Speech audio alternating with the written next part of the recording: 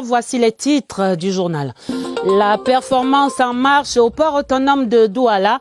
Le Premier ministre chef du gouvernement inaugurait ce mardi 6 importants engins nautiques récemment acquis par la plateforme portuaire. Nouvelles dragues et autres quais pétroliers à découvrir en tête de ce journal. La pacification en marche dans le sud-ouest avec la neutralisation d'un séparatiste particulièrement dangereux dans le Lébialem. Récit de l'opération dans ce 20h30. La vaccination est en marche au Cameroun. Le programme élargi de vaccination vient d'intégrer le vaccin contre le cancer du col de l'utérus. Dans le dossier de ce journal, les vertus de la vaccination, sujet au cœur du point de presse du ministre de la Santé publique ce mardi. Voilà pour les titres. Développement après ce message.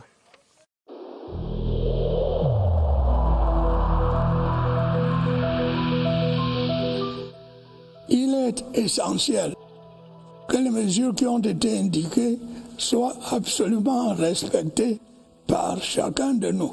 Lavez-vous régulièrement les mains à l'eau et au savon ou à l'aide d'un gel hydroalcoolique. Restez à au moins 1 mètre de distance des autres personnes, surtout si elles toussent, éternuent ou ont de la fièvre. Si vous avez de la fièvre, de la toux ou des difficultés à respirer, consultez un médecin.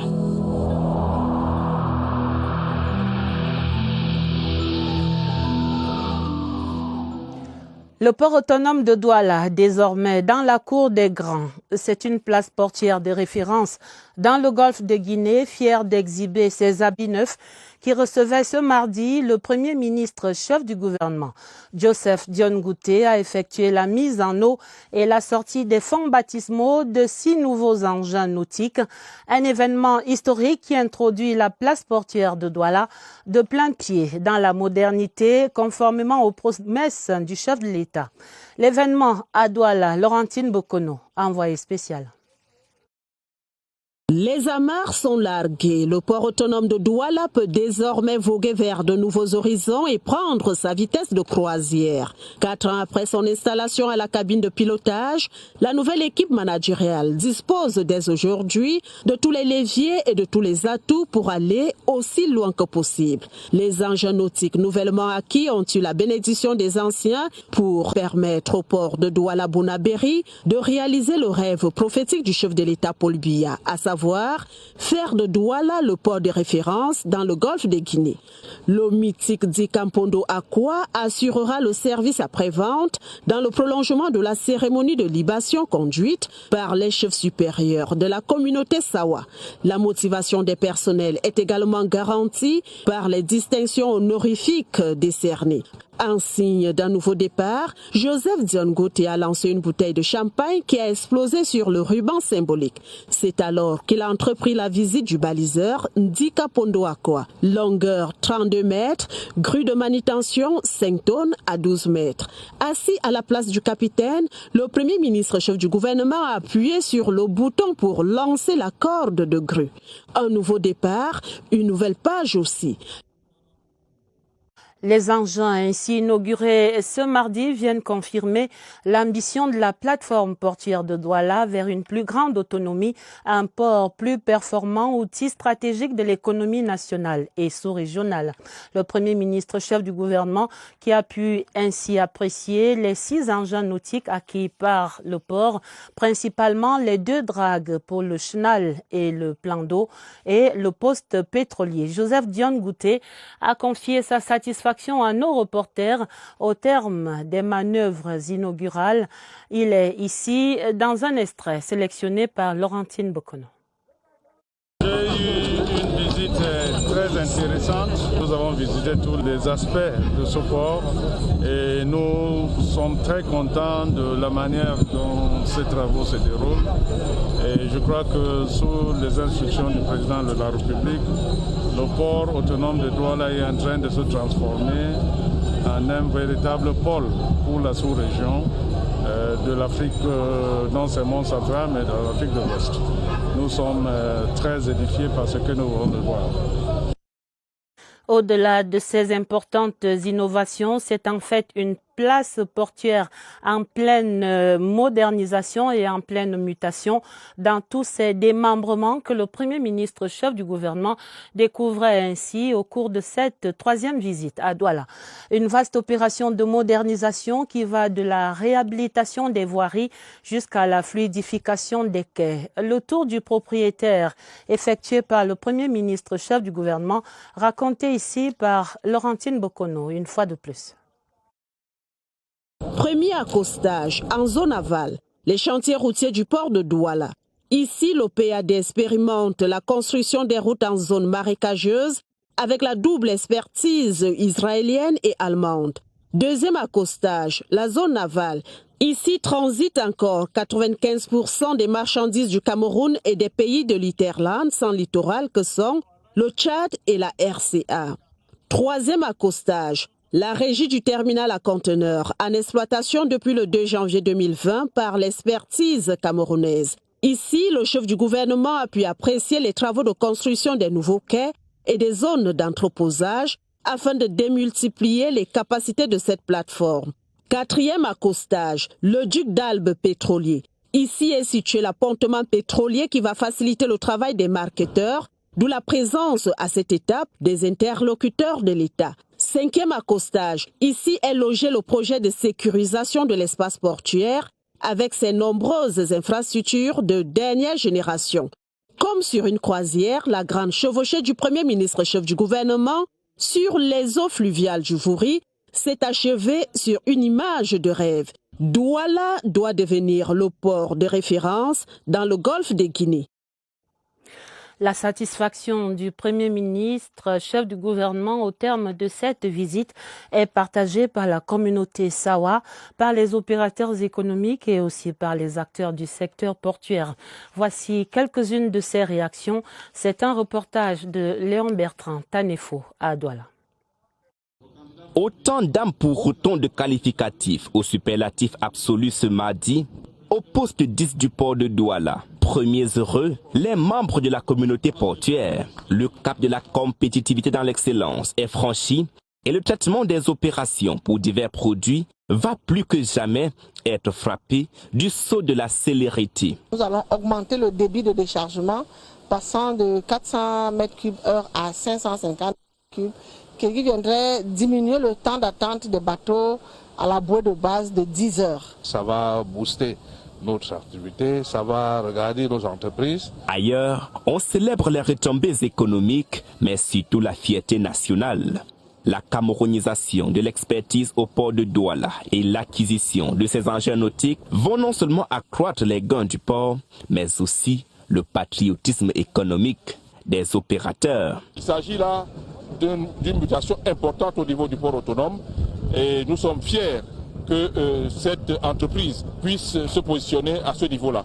Le port de Douala-Bonabéry n'est pas seulement le port du Cameroun, mais c'est aussi et surtout le port de tous les acteurs de la zone CEMAC. Satisfaction synonyme de plus d'activités au port de Douala. Nous partons de cet important catalyseur de l'économie nationale pour dresser l'état des finances publiques à la lumière du rapport d'exécution du budget 2019.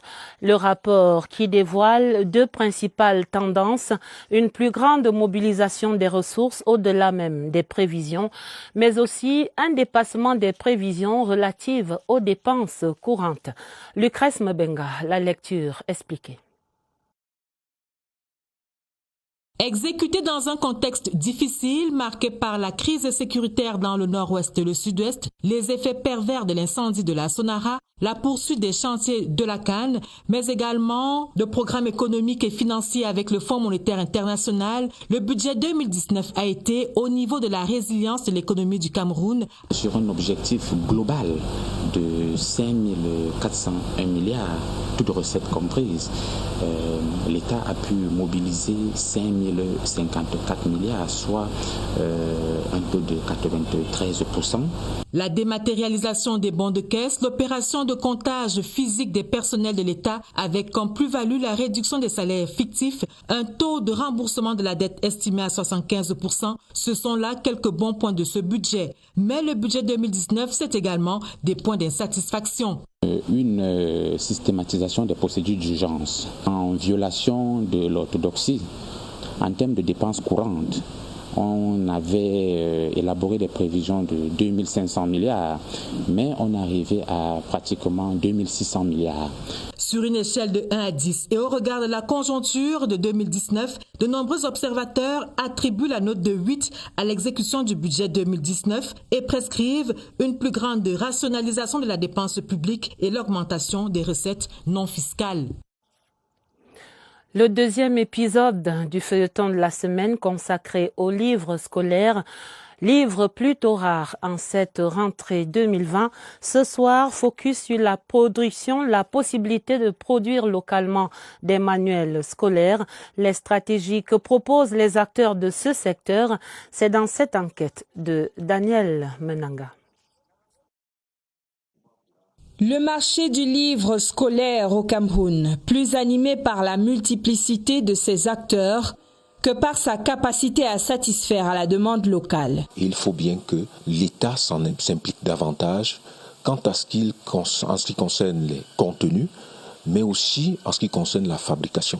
Que l'État stimule les banques pour pouvoir aider les éditeurs. Le financement, un chapitre lu, relu et réévoqué ce début d'année scolaire encore. Un livre qui est mis au programme cette année va durer 6 ans. Alors, comme il va durer 6 ans, si vous faites un peu d'ingénierie financière, vous allez vous dire, OK, la capacité du marché peut être de 20 000. Mais est-ce que je ne peux pas convaincre mon banquier ou bien mon pourvoyeur de fonds pour qu'on en imprime 100 000, étant entendu que ça reviendra 4 fois moins cher d'imprimer 100 000.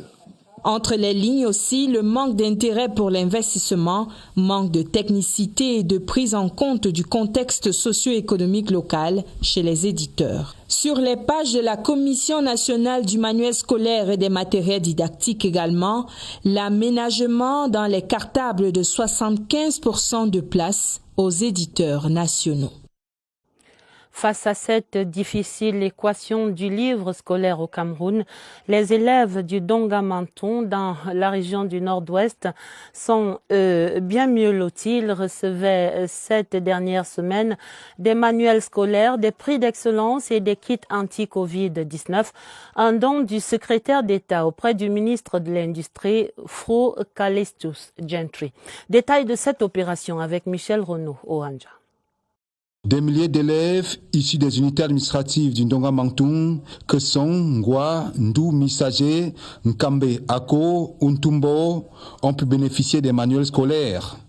Outre ces manuels scolaires, des primes d'excellence d'un montant global de 18 millions de francs CFA ont été distribués aux élèves méritants qui ont bravé des difficultés d'ordre sécuritaire au cours de l'année écoulée. La population appelle qu'il continue parce que ça, d'une manière, améliorer l'éducation dans le département. Nous étions ici pour les dons de Domas, pour encourager les élèves pour aller à l'école et pour encourager l'excellence. Pour une année scolaire sans Covid, des kits de prévention ont été également remis aux bénéficiaires, même au cours de la dernière étape dans la localité d'Ntumbo. Et voici d'autres avancées pour la pacification de la région du Sud-Ouest. Le commandant de la 2e région militaire là-bas annonce la neutralisation d'un individu qui serait en fait un terroriste séparatiste connu sous le pseudonyme de Général Ayeke. Une opération militaire que raconte notre correspondant sur place dans le Sud-Ouest, Gilles-Claude Mbon-Etundi. 2 jours pour traquer et neutraliser la terreur de Ouabané. Ayeke a tué plus de 100 personnes dans le début d'année, violé combien de femmes, détruit et brûlé les édifices publics et chassé les chefs traditionnels de leur village. 13 personnes ont été libérées, parmi lesquelles 3 femmes. Elles étaient utilisées comme esclaves sexuelles, selon les sources militaires. L'armée régulière a également saisi 2 armes et plus de 350 munitions. Le corps du dénommé général Ayeke et les otages libérés ont été transportés à Kumba par un hélicoptère militaire. Les mêmes sources renseignent que le séparatiste général Ayeke était l'un des bras droits du célèbre Field Marshal du groupe du Dragon Rouge. Un désaccord entre les deux compères pousse Ayeke à se désolidariser de son mentor pour créer son propre camp à Bessali, dans l'arrondissement de Ouabane. Cette nuit, les populations locales pourront dormir le cœur léger. Dans la région de l'Ouest, la journée internationale de prévention des catastrophes ce 13 octobre a un écho particulier. Là-bas, on n'a pas oublié le sinistre de Gouaché. C'était en octobre dernier, un an après la mort de cette quarantaine de compatriotes victimes de ces glissements de terrain. Le site a changé de visage. Les autorités travaillent à la sécurisation des sites en construction. Retrouvons à Bafoussam, Igor Bissay. Comme un symbole de la prévention des catastrophes naturelles, voici bientôt un an que le Cameroun était ébranlé par les morts de la catastrophe de Gouaché. L'endroit est désert et la flore domine désormais. Le gouverneur a pris des mesures pour que le site accidenté soit évacué, mais le souvenir subsiste toujours dans les mémoires. Les gens qui sont morts, leur image ne peut jamais finir. Les populations sinistrées ont décidé de tourner la page, tant bien que mal, afin de pouvoir avancer. Recasés par l'État à Bamungum, certains bénéficiaires ont bâti de nouvelles maisons, pour d'autres, l'heure est aux travaux. Ce matin, je suis venu sur mon terrain pour commencer les petits travaux, le nettoyage, parce que je comptais déjà commencer les briques avant que ça me dépasse. Parce que l'espoir d'un homme, c'est de commencer. Quand tu commences, la force peut venir.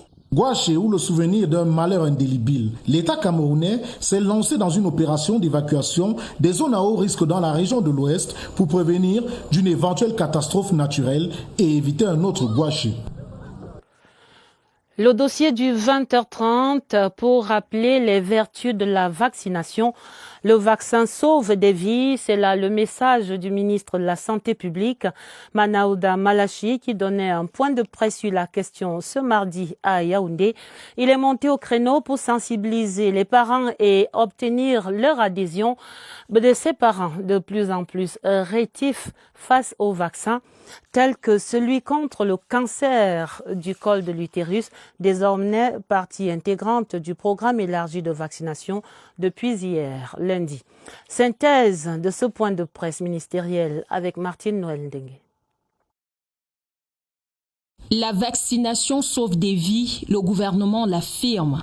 Jusqu'ici, c'est la meilleure voie pour se prémunir de certaines maladies.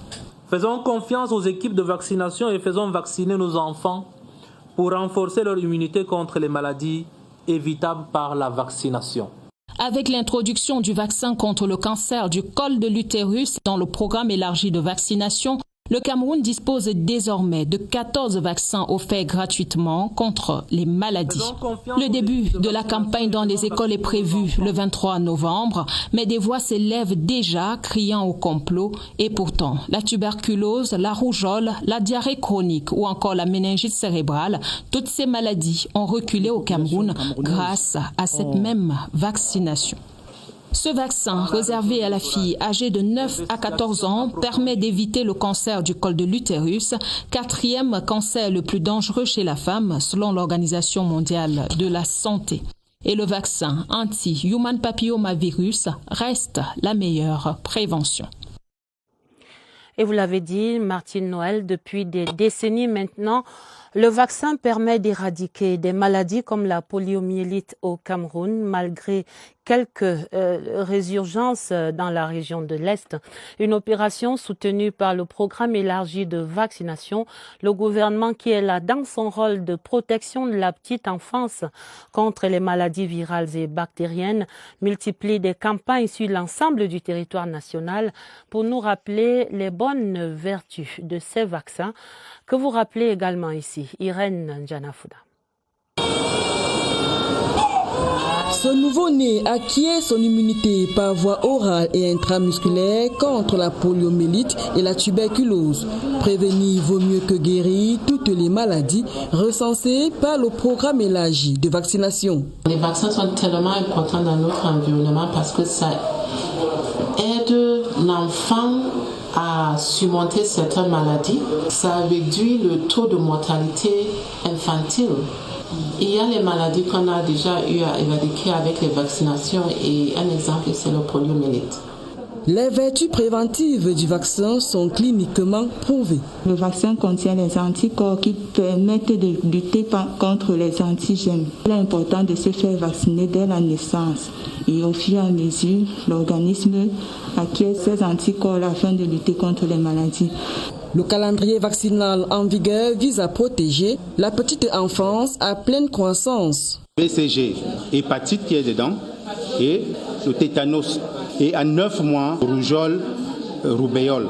Le système immunitaire renforcé par le vaccin à bas âge reste le même jusqu'à l'âge adulte.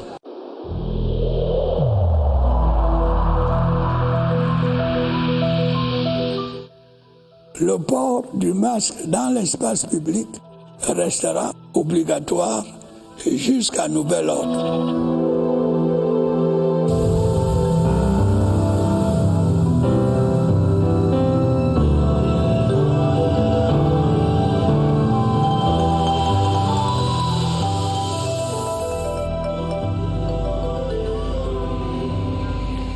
Dans la continuité de ce dossier santé, l'actualité de la lutte contre le coronavirus, pour ce 13 octobre, jour de commémoration de la Journée mondiale de la santé mentale, le Centre des opérations d'urgence de santé publique inaugurait une nouvelle ligne verte, le 15-11, retenez bien le 15-11, qui vient ainsi s'ajouter au 15-10 déjà actif.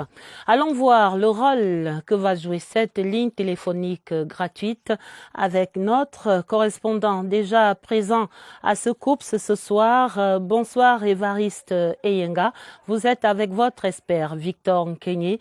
Dites-nous donc la fonction du 15-11.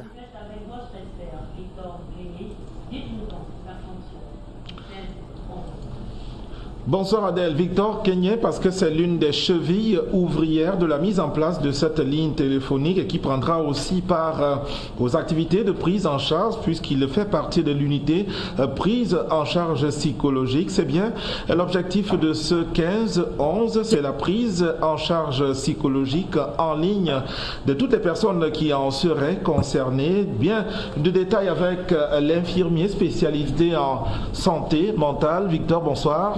Bonsoir, M. Évariste. Dis-nous comment va fonctionner cette ligne du 15-11 ? Bien, le 15-11 est le numéro vert de la Croix-Rouge camerounaise qui est dédié à l'assistance psychologique au Cameroun. Alors, c'est grâce à la collaboration, une bonne collaboration de MinSanté et puis de la Croix-Rouge camerounaise. Nous profitons d'ailleurs ce soir pour remercier le ministère de la Santé publique et remercier également la Croix-Rouge camerounaise, sans oublier nos partenaires tels que l'AFD. Alors, le 15-11 est ouvert à toute la population camerounaise et cette ligne-là est gratuite. Pour l'instant, c'est les numéros Camtel qui vont avoir accès à ce numéro. Alors nous notons également le numéro LOC qui est le numéro qui nous permet d'avoir accès au numéro vert, le 222 23 92 15. Alors, d'après les concepteurs de cette stratégie, cette facilité via le téléphone, quels sont les problèmes que va résoudre la ligne téléphonique, la nouvelle ? Bien, monsieur. Alors, comme nous disions au début de cet entretien, alors le 15-11 est là pour écouter afin d'apporter des solutions, pour ne pas dire les premiers secours psychologiques aux problèmes de la population. En un, nous pouvons parler ici le mal-être qui est lié à la COVID-19. Par exemple, ces personnes qui ont été victimes de cette maladie, ces personnes-là qui sont stigmatisées, ces gens-là peuvent appeler le 15-11. En deuxième ligne, le mal-être qui est lié à toute situation de la vie courante. Par exemple, nous avons des personnes qui ont été victimes de l'abus sexuel, ils peuvent également appeler. Nous avons des personnes également qui souffrent également à cause de l'échec, soit scolaire, que ce soit au niveau professionnel. Ils peuvent également appeler ce numéro. Donc voilà les problème que nous allons essayer d'apporter nos solutions dans la prise en charge psychologique. Victor Kenyé, merci. Ça, on l'a noté. Le 15-11, c'est donc un call center. Comme vous le voyez derrière nous, des téléconseillers qui seront au bout du fil, mais basés plutôt à la Croix-Rouge camerounaise, qui est partenaire du ministère de la Santé publique. Pour l'instant, il s'agit des victimes de la Covid-19, ceux qui ont été victimes de stigmatisation, mais le 15-11 sera utile pour d'autres pathologies. On l'a retenu. On l'a entendu également et retenu. Merci Évariste, merci à Victor Kenyé sur cet exposé sur la lutte anti-Covid-19 très inclusive. Passons à la culture. L'écrivaine camerounaise Amal Diali Amadou, auteure de nombreux ouvrages, dont son dernier titre, Les Impatientes. Elle est demi-finaliste au prix Goncourt 2020. Elle était reçue en audience ce mardi à Yaoundé par le ministre des Arts et de la Culture, Bidongpat, qui la rassure du soutien du gouvernement dans sa quête du sacre final au prix Goncourt le 10 novembre prochain. Le compte-rendu de cette audience, Joël Igor Banda. L'audience du ministre des Arts et de la Culture, Pierre Ismaël Bidongpat, accordait à l'écrivaine Amal Diali Amadou ce mardi 13 octobre 2020 et la reconnaissance nationale de son art. Auteur de 3 œuvres littéraires, dont Rwalandais, L'art de partager son mari et au programme scolaire dans les enseignements secondaires au Cameroun et Les Impatientes nominée au prix Goncourt 2020 en France, la demi-finaliste reste la seule camerounaise et africaine encore en liste dans ce concours. Le ministre est derrière donc le travail qui est fait et moi aussi je suis très très fière de porter les couleurs de notre beau pays, de notre drapeau sur le plan international. Outre ce prix, Amal Diali Amadou est nominé dans 22 autres pays grâce à l'ouvrage initialement édité au Cameroun aux éditions Proximité sous le titre Monial, Les larmes de la patience et coédité dans 11 pays sous le titre Les Impatientes. L'écrivaine originaire de l'extrême nord attend donc patiemment le dénouement du prix Goncourt le 10 novembre prochain en France.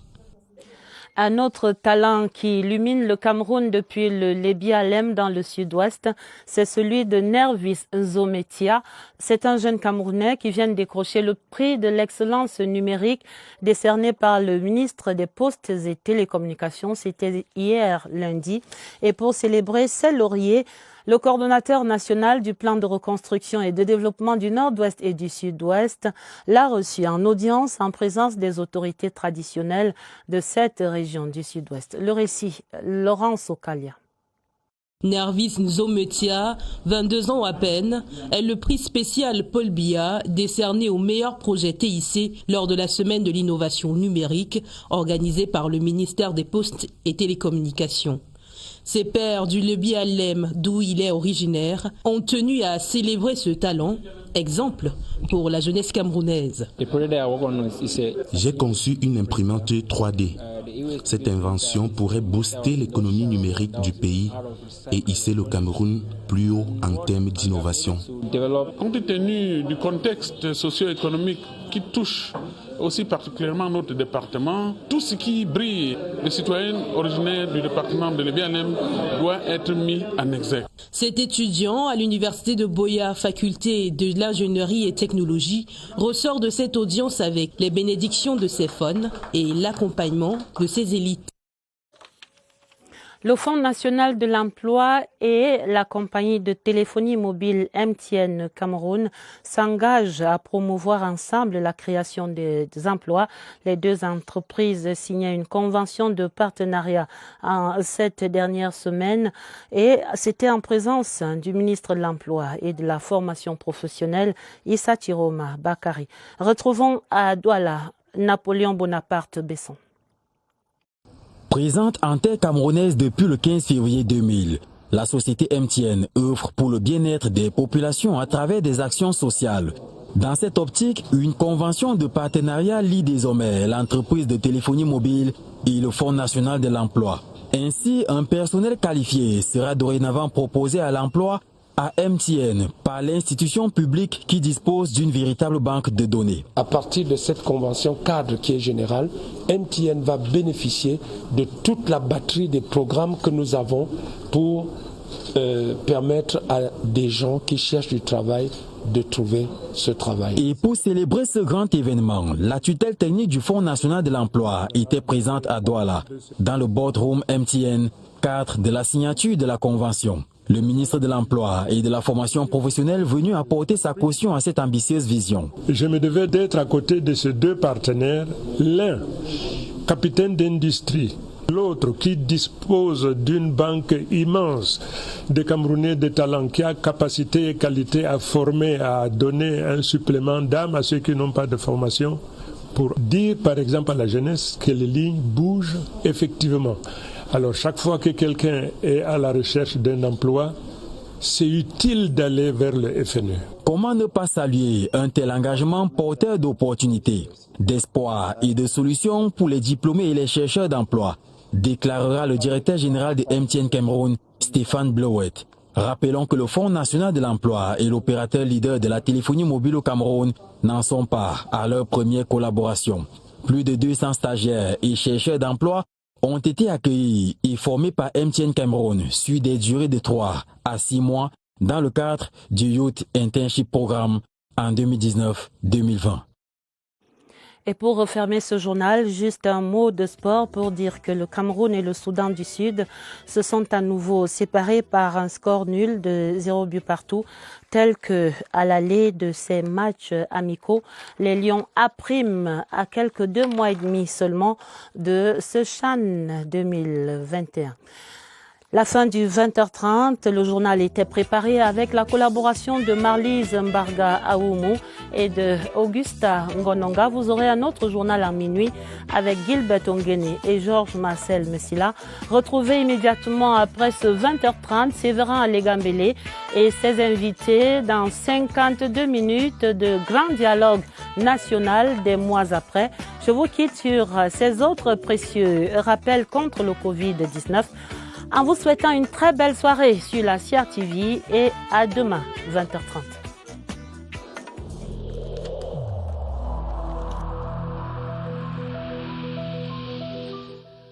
Évitons de stigmatiser ceux qui sont atteints par la maladie.